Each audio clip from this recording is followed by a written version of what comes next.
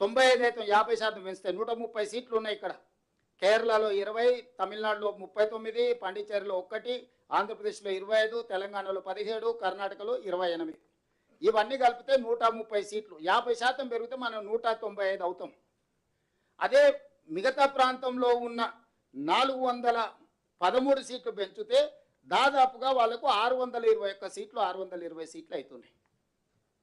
ఈరోజు మనకు వాళ్ళకు మధ్యలో ఉన్న అంతరము ఎంతుంది, ఈ పెంచడం వల్ల ఎంత అవుతుంది? ఈ రోజున్న మనకు వాళ్ళకు ఉన్న అంతరము 412 సీట్లు ఉంటే రేపు పెంచే సీట్లతోని 620 సీట్లు అవుతాయి. 208 సీట్లు అదనంగా ఉత్తర భారతదేశానికి అన్డ్యూ అడ్వాంటేజ్. భవిష్యత్తులో ఇప్పటికే భారతీయ జనతా పార్టీ అధికారంలోకి వచ్చిన తర్వాత దక్షిణాది రాష్ట్రాలకు కీలకమైన శాఖలు ఏవీ ఇవ్వలే. ప్రైమ్ మినిస్టర్ కానీ, హోమ్ మినిస్టర్ కానీ, డిఫెన్స్ మినిస్టర్ కానీ, కామర్స్ మినిస్టర్ కానీ, ఇట్లా మీరు మొదటి 10 శాఖలు తీసుకుంటే ఒక ఆర్థిక శాఖ మాత్రమే దక్షిణాది రాష్ట్రాలకు ఇచ్చిండ్రు.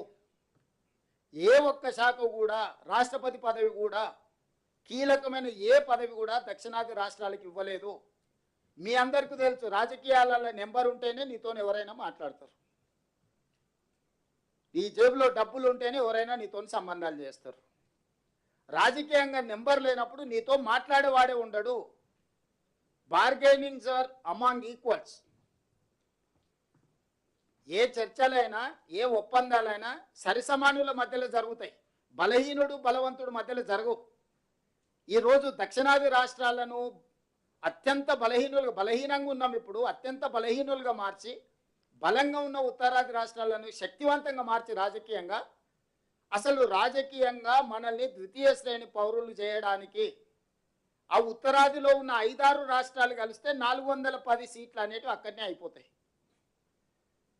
చిన్న రాష్ట్రాలతో, నేను చెప్పేది ఉత్తర దక్షిణమే కాదు, చిన్న రాష్ట్రాలకు కూడా సమస్య.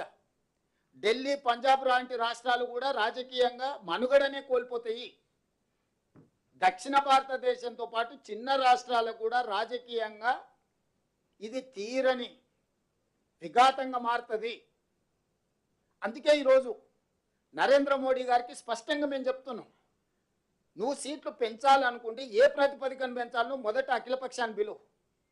అసలు ఏ ప్రాతిపదికన సీట్లు పెంచాలి, ఎన్ని పెంచాలి? 50% పెంచాలని నరేంద్ర మోడీ గారికి ఏ దేవుడు చెప్పిండో అర్ధరాత్రి నిర్ణయం తీసుకున్నాడు. ఉన్న సీట్ల మీద 50% పెంచుతా అంటుండు. నేను ఒక ప్రశ్న అడగదలుచుకున్నాను, ఉన్న సీట్లు ఏ ప్రాతిపదికన ఏర్పడ్డాయి? జనాభా ప్రాతిపదికన మీదనే కదా ఏర్పడ్డది. ఉత్తరప్రదేశ్కి 80 ఎందుకు వచ్చినాయి, ఉమ్మడి ఆంధ్రప్రదేశ్కు 42 ఎందుకు వచ్చినాయి? ఆ రోజు ఉత్తరప్రదేశ్లో జనాభాను లెక్క తీసుకున్నప్పుడు అక్కడ 80 వచ్చినాయి, ఉమ్మడి ఆంధ్రప్రదేశ్లో జనాభాను తీసుకుంటే ఇక్కడ 42 వచ్చినాయి. ఏ జనాభా ప్రాతిపదిక మీద అయితే 543కు మనం చేరినామో దాని మీద సరాసరి బ్లాంకెట్గా 50% అని చెప్పేసి కలిపేస్తున్నావు. ఏ జనాభా నియంత్రణ చేసిన వాళ్ళకి అన్యాయం జరుగుతుంది అంటున్నావు. మూల సూత్రమైన జనాభా ప్రాతిపదికన ఏర్పడిన విధానాన్ని ప్రోరేట ప్రకారం 50% పెంచేస్తా నేనని చెప్పి నీ రాజకీయ మనుగడ కోసం, నీ రాజకీయ అవసరాల కోసం ఈ రోడ్లు సీట్లు పెంచడంతో దక్షిణ భారతదేశానికి వచ్చే 195, ఉత్తర భారతదేశానికి వచ్చే 621 సీట్లు ఉత్తర దక్షిణ భారతదేశాలలో విపరీతమైన అంతరం పెంచుతుంది. ఇది దేశ మనుగడకు మంచిది కాదు. ఇది రాజకీయ పార్టీలకు సంబంధించిన విషయం కాదు. ఇది దేశ ప్రజలకు సంబంధించిన విషయము. వివక్ష అనేది ఎక్కడికి దారితీస్తుందో మనం అందరం చూసినాము. తెలంగాణ రాష్ట్ర ఉద్యమము, తెలంగాణ రాష్ట్ర ఏర్పాటు, నక్సలైట్ల ఉద్యమము, సమాజంలో వచ్చిన మార్పులన్నీ కూడా వివక్ష ఎక్కడికి దారితీస్తుందో మనకు కళ్ళకు కట్టినట్టుగా కనిపిస్తుంది. ఈరోజు ఈ వివక్షను ఇంకా పెంచడానికి బీజేపీ ప్రయత్నం చేసుకుంటూ ప్రజల్ని మభ్యపెడుతూ చిన్న రాష్ట్రాలకు, ముఖ్యంగా దక్షిణాది రాష్ట్రాలకు అన్యాయం చేసుకుంటూ మేము ఏమీ చేయడం లేదు, ఇది ఒక అద్భుతమైన బిల్లు, ఈ అద్భుతమైన బిల్లుకు మీరు అనుకూలంగా లేరు, మీరు మహిళా వ్యతిరేకుల అని మహిళల ముసుగులో ఆనాడు యుద్ధం చేసినప్పుడు కూడా సికండిని అడ్డం పెట్టుకొని చేసిరు. ఈరోజు మీరు సీట్లు పెంచే అధికార దాహానికి మహిళల్ని అడ్డం పెట్టుకోకండి. మహిళా బిల్లుకు మేము సంపూర్ణంగా మద్దతు ఇస్తున్నాం. మహిళా బిల్లు తక్షణమే అమలు జరగాలి. ఉన్న ప్రాతిపదికన 543 లోక్సభ స్థానాలలో 33% 181 సీట్లు మహిళలకు ఇచ్చేసేయండి తక్షణమే. తెలంగాణ రాష్ట్రంలో ఉన్న 119 అసెంబ్లీలలో మహిళలకు 1/3 అసెంబ్లీ సీట్లను తక్షణమే మీరు మహిళా రిజర్వేషన్లు చేయండి. ఉన్న అసెంబ్లీలు ఉన్న లోక్సభ స్థానాలకు 1/3 ప్రకారం మహిళా రిజర్వేషన్లు చేయండి. అన్అపోజ్డ్గా మేము మద్దతు పలుకుతాం. సీట్ల పెంపు, నియోజకవర్గాల పునర్విభజన, ఇది రెండవ అంశం, నిగూఢమైన అంశం. ఇందులో ఉన్న కుట్ర ప్రజలకు చెప్పాలి. ఈరోజు దక్షిణ భారతదేశంలో మేము నియంత్రణ పాటించడం వల్ల మేము ఆర్థికంగా జిఎస్డిపి హైయెస్ట్ కంట్రిబ్యూషన్ మేము. దక్షిణాది రాష్ట్రాలు ఫైనాన్షియల్ క్యాపిటల్స్, ఉత్తరాది రాష్ట్రాలు పొలిటికల్ క్యాపిటల్స్. పొలిటికల్ క్యాపిటల్స్ ఎప్పుడు కూడా ఫైనాన్షియల్ క్యాపిటల్స్ని సబ్సర్వెంట్గా చూస్తారు. పన్నులు కట్టాలి, ఢిల్లీకి వెళ్ళి సలాం పెట్టాలి. మాకు ఎలాంటి అవకాశాలు, మాకు ఎలాంటి అధికారం లేకుండా చేయడానికి ఈరోజు కుట్ర జరుగుతుంది. పన్నులు కట్టడం, సలాం కొట్టడం అనే విధానానికి మేము 100% వ్యతిరేకము. నేను నిర్దిష్టంగా చెప్పదలుచుకున్న నరేంద్ర మోడీ గారికి, మీరు చేస్తున్న కుట్ర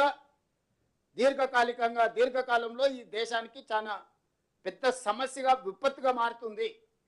ఇది ఏమాత్రం మంచిది కాదు. కాబట్టి ఈరోజు మీరు అనొచ్చు, మీరు గుడ్డిగా వ్యతిరేకిస్తే మరి దీనికి పరిష్కారం ఏందని. అందుకే హైబ్రిడ్ మోడల్ నేను ప్రపోజల్ చేయదలుచుకున్నా.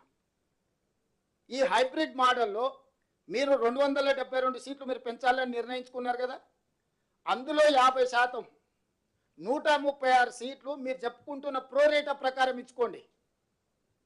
ఇంకొక 136 సీట్లు 50% ఉన్నాయి కదా, జిఎస్డిపి ప్రాతిపదికన దేశం యొక్క స్థూల ఆర్థిక ఉత్పత్తి ప్రాతిపదికన సీట్లను విభజించండి. అప్పుడు జనాభా నియంత్రణ చేసి దేశ ఆర్థిక వ్యవస్థకు ఆదాయాన్ని తెచ్చిపెట్టిన రాష్ట్రాలను మీరు గౌరవించినట్టు అవుద్ది. కాబట్టి ఈ హైబ్రిడ్ మోడల్ తీసుకోండి. మీరు అనుకుంటున్న ప్రోరేటా ప్రకారము నువ్వు పెంచాలనుకున్న సీట్లలో 50%, ఇంకొక 50% జిఎస్డిపి ప్రాతిపదికన ఈ దేశ ఆర్థిక వ్యవస్థలో స్థూల ఉత్పత్తిలో అత్యధికంగా భాగస్వామ్యం చేస్తున్న రాష్ట్రాలకు మీరు సీట్లు ఇవ్వండి. ఇప్పటికే నార్త్ ఈస్టర్న్ అండ్ యూనియన్ టెరిటరీస్లో జనాభా ప్రాతిపదికన పార్లమెంట్ సీట్లు లేవు. ఈశాన్య రాష్ట్రాలలో, యూనియన్ కేంద్ర పాలిత ప్రాంతాలలో జనాభా ప్రాతిపదిక లేదు. అక్కడి నుంచి ప్రాతినిధ్యం ఇవ్వాలని చెప్పి చిన్న చిన్న రాష్ట్రాలు ఉన్నాయి. ఇప్పుడు గోవా 10-12 లక్షలు ఉంటుంది మొత్తం జనాభానే, 12 లక్షలు ఉంది ఓటర్లు, 2 ఎంపీలు ఉన్నాయి. మల్కాజ్గిరిలో 36 లక్షల ఓట్లు ఉన్నాయి. 3 గోవా రాష్ట్రాలు ఈజ్ఈక్వల్ టు ఒక మల్కాజ్గిరి పార్లమెంట్. డయ్యూ డామన్ లేకపోతే ఇట్లాంటివన్నీ ఏవైతే ఉన్నాయో ఇవన్నీ కూడా ఈశాన్య రాష్ట్రాలలో కూడా మీకు చిన్న పాపులేషన్కు ఎంపీ సీట్లు ఉన్నాయి. సో 100% జనాభా ప్రాతిపదికన కూడా సీట్ల పంపకాలు లేవు.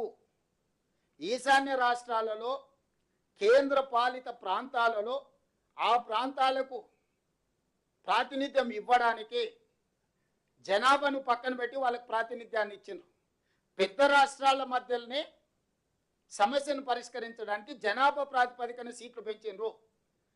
ఈ పెంచిన సీట్లను, ఈ ఉంచిన సీట్లను, ఇచ్చిన సీట్లను ఈరోజు మళ్ళీ మీరు పెంచుకుంటూ పోతే ఈరోజు దక్షిణ భారతానికి, ఉత్తర భారతానికి విపరీతమైన అంతరం ఏర్పడుతుంది. దాంతో మేము రాజకీయంగా ద్వితీయ శ్రేణి పౌరులుగా మిగిలిపోవాల్సి వస్తుంది. మేము అత్యధిక ఆదాయాన్ని దేశానికి అందిస్తున్నాం, అత్యధికంగా ఉద్యోగ ఉపాధి అవకాశాలు మేము అందిస్తున్నాం.